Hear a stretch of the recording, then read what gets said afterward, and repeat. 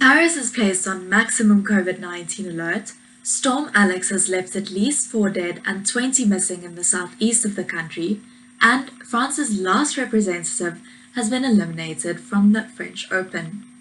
Good evening and welcome to Cette, Semaine en France, This Week in France. I'm Lynné Schoeman.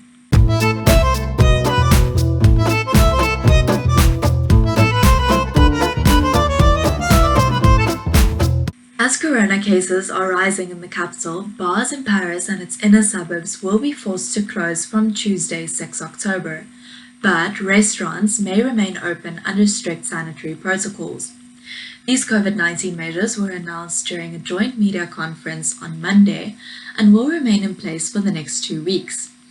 Other measures include the closing of swimming pools and gymnasiums and a 50% capacity limit on university lecture halls. Theatres, cinemas and museums will, however, remain open for business. At least 4 people have died and 20 are missing after Storm Alex hit the Alpes-Maritimes department near the Italian border.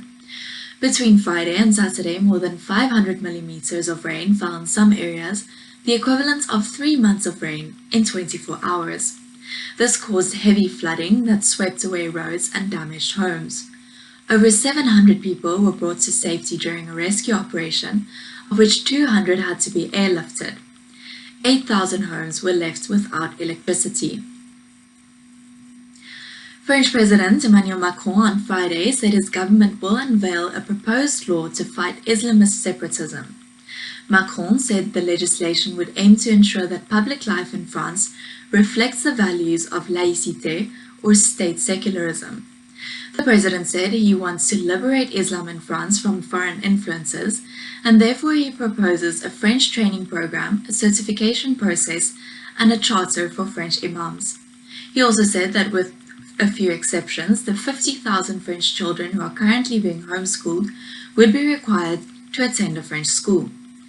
The Minister of Citizenship, Lynné Schoeman, further elaborated that the law would reinforce equality between men and women by fighting polygamy and forced marriages and by handing out prison sentences and fines of up to 15,000 euros to doctors who issue virginity certificates. While the president has declared people will have to learn to live with the virus, about 60% of French citizens have indicated they feel COVID-19 is enjoying too much media coverage. In a recent survey where various media houses joined forces, the inability of the news platforms to reassure the public has been highlighted. While 43% of French people thought the news coverage has fueled the fear of the virus, 32% thought the media used this fear to build an audience. Only 13% of those interviewed said the media has helped them to better understand COVID-19 and to overcome their fear of it. After being moved because of the health crisis, the French Open finally started on the 21st of September, with only 1,000 spectators allowed at Roland Garros per day. The French tennis supporters were devastated when the 20-year-old Hugo Gaston lost on Sunday, and their last hope of a French victory was shattered on Monday night when Fiona Ferro lost to the number 4 seed Sophia Kenin of the USA. That's all for tonight. Tune in again next week. Au revoir!